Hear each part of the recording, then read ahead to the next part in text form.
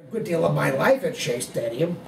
Here is an image of Shea Stadium being erected in 1963, which is almost identical to how the thing looked like when it was being demolished piece by piece, because they don't permit implosions in the city of New York and the state of New York.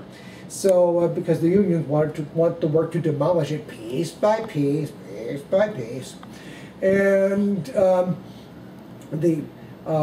so everybody wants to get into the act. Cha-cha-cha. This looks like identical to what the stadium looked like when it was being torn down, the exact structure. But also in the book, you'll find little images of my old scorebooks. In fact, one of the games I have been able to maintain over the years, one of the books, a lot of my memorabilia is gone. Otherwise, I would have been a very wealthy man if I had maintained it. But I ditched it, figuring, I'm grown, I don't need all of this. I've been lugging it around the country. And in 1991, I got rid of it.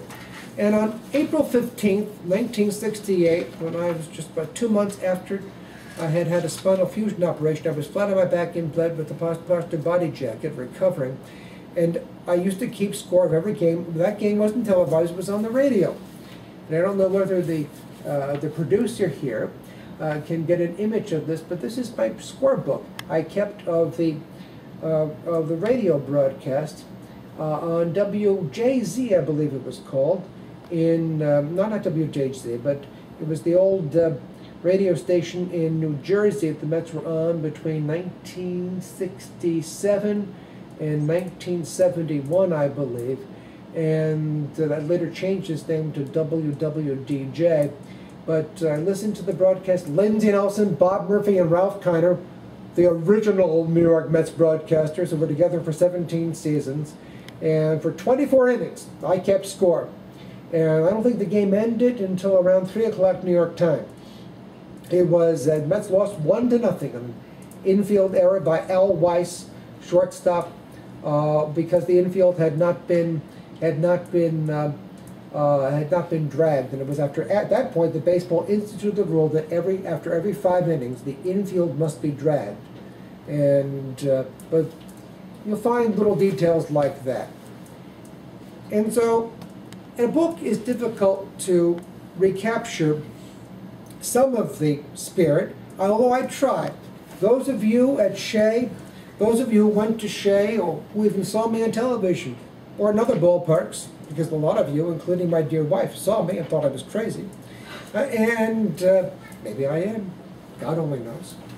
And some of you might recall what I did at Shea. And we'll close with a little bit of what I used to do.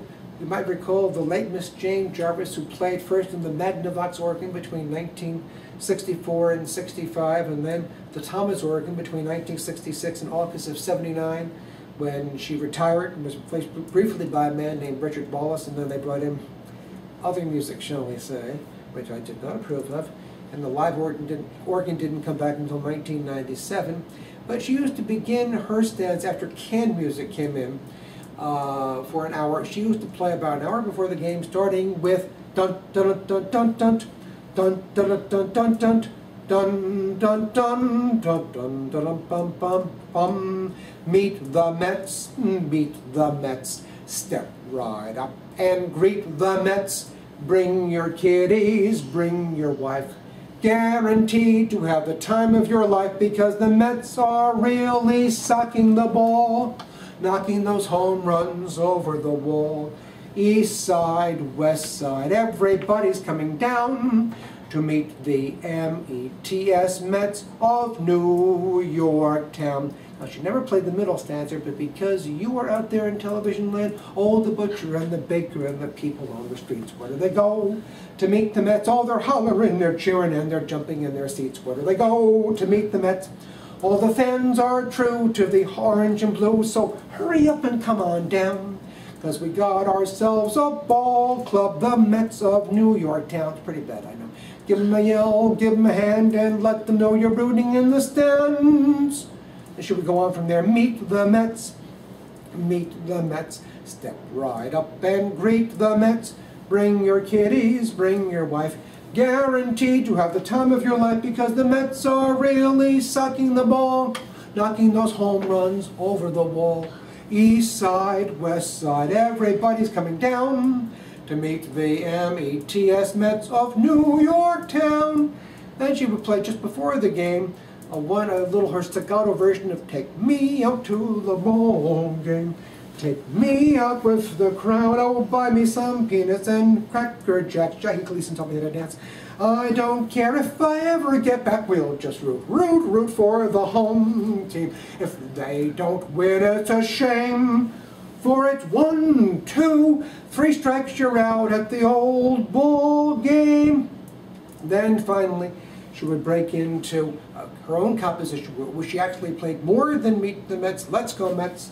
Da da da da da da da ba da da da da da da ba-dum ba-dum ba-dum ba-dum ba-dum ba-da-da-da-dum. The New York Mets are on the way. Let's go Mets. 3 cheers for all the boys who play. Let's go Mets. Amazing, yes they are. Each player is a star. The best in the land by far they are. Let's go Mets. Let's root for the team that plays at Shea. Let's go Mets. The team that soon will have its day. Let's go Mets. Let's root as hard as we can. Hurrah for every fan. The New York Mets are on the way. The New York Mets are on the way. The New York Mets are on the way. Let's go Mets. The name of that book is Beating the Mets, a quirky history of a quirky team by Thomas A. Droleskey, available on Amazon Kindle and through Gildan Ed Publishing, print on demand, also advertised on Kindle. You'll enjoy it.